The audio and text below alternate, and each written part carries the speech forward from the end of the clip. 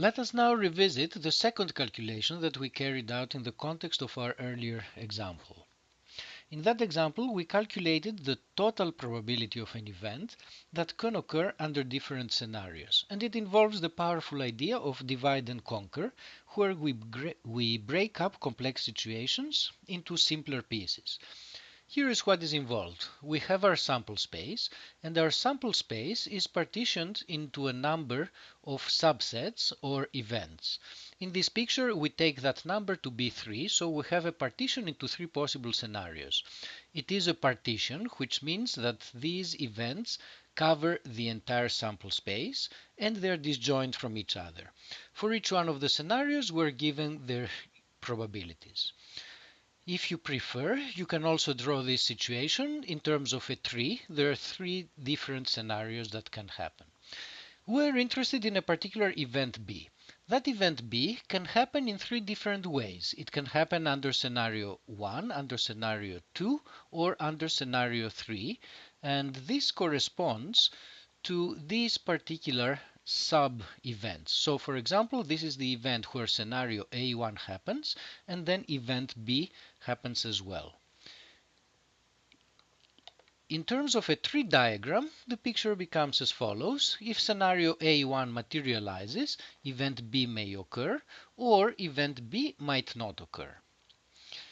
Finally, we are given conditional probabilities that event B will materialize under each one of the different possible scenarios.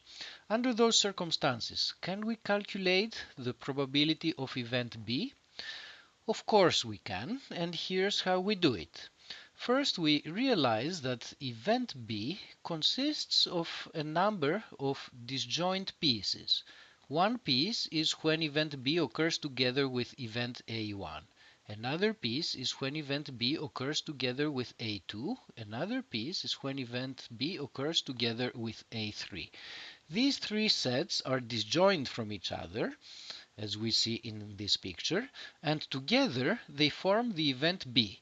Therefore, the probability of B is going to be, by the additivity axiom of probabilities, equal to the sum of the probabilities of these sub-events.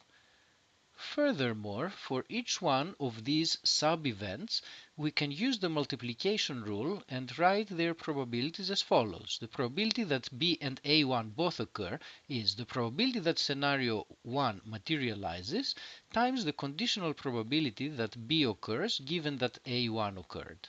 And then we're going to have similar terms under the second scenario and a similar term under the third scenario. So putting everything together, we have derived at a formula of this form. The total probability of event B is the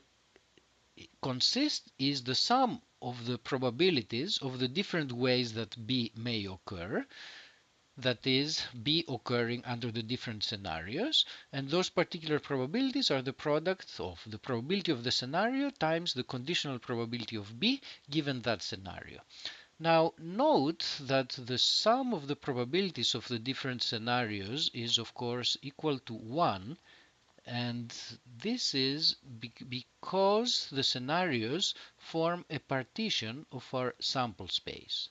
So if we look at this formula here, we realize that it is a weighted average of the conditional probabilities of event B. It's a weighted average of the conditional probabilities where these probabilities of the individual scenarios are the weights. In words, the probability that an event occurs is a weighted average of the probability that it has under each possible scenario, where the weights are the probabilities of the different scenarios. One final comment. Our derivation was for the case of 3 events, but you can certainly see that the same derivation would go through if we had any finite number of events.